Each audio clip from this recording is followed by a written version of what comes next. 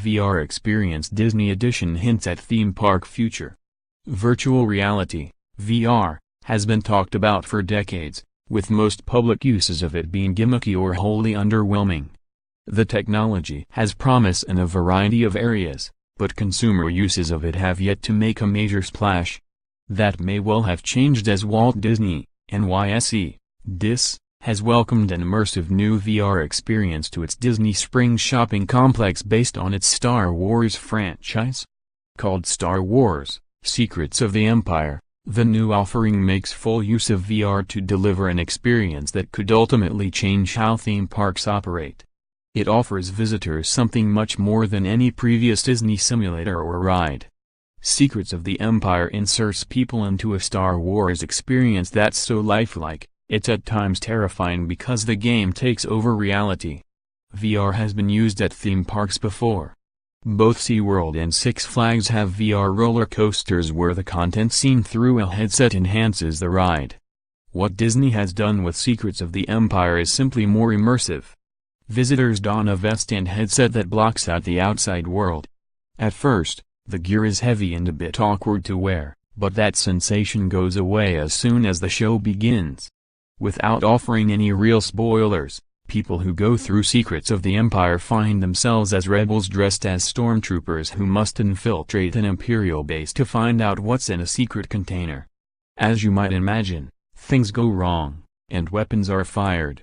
As you experience the ride, what you see on your headset feels entirely real.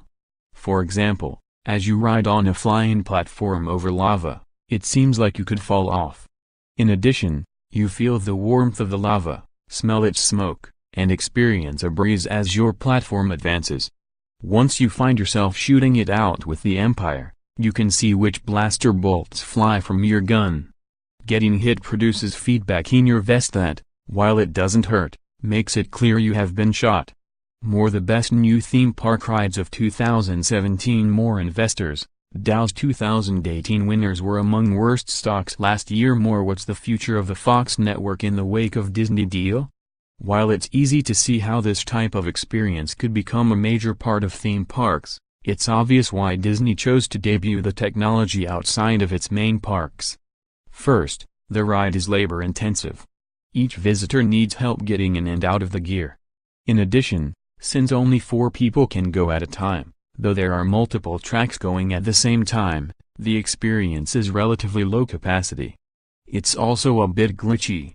On my first trip through there were only 3 blasters for our group of 4, leaving one member of our party unable to participate in the most satisfying part of the experience.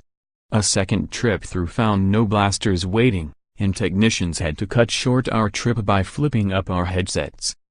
Our third attempt resulted in my son disappearing about halfway through as the battery in his vest died. Each glitch forces you to start again, and it took 4 tries for my group to complete the experience fully successfully. If Disney and its partners on this VR experience can perfect the technology, it allows for theme park attractions that go well beyond current rides. A physical attraction has limits, no matter how impressive or immersive a world you create. Putting people in VR suits opens up essentially limitless worlds and storytelling potential. It's easy to see how VR could play a role in the planned Star Wars lands being built in Florida and California, as well as in the announced hotel theme to the movie universe. This type of technology allows for real movement, but in relatively combined spaces that transform into endless worlds. There are still some kinks to be worked out, of course, and it's easy to see why Disney chose a relatively low-key launch for its first major VR experience. Going forward, though, it's likely that this will serve as the blueprint for a new generation of rides and experiences as VR delivers on its promise, at least in the theme park space. Daniel B. Klein has no position in any of the stocks mentioned. The Motley Fool owns shares of and recommends Walt Disney. The Motley Fool has a disclosure policy. The Motley Fool is a USA Today content partner offering financial news, analysis and commentary designed to help people take control of their financial lives.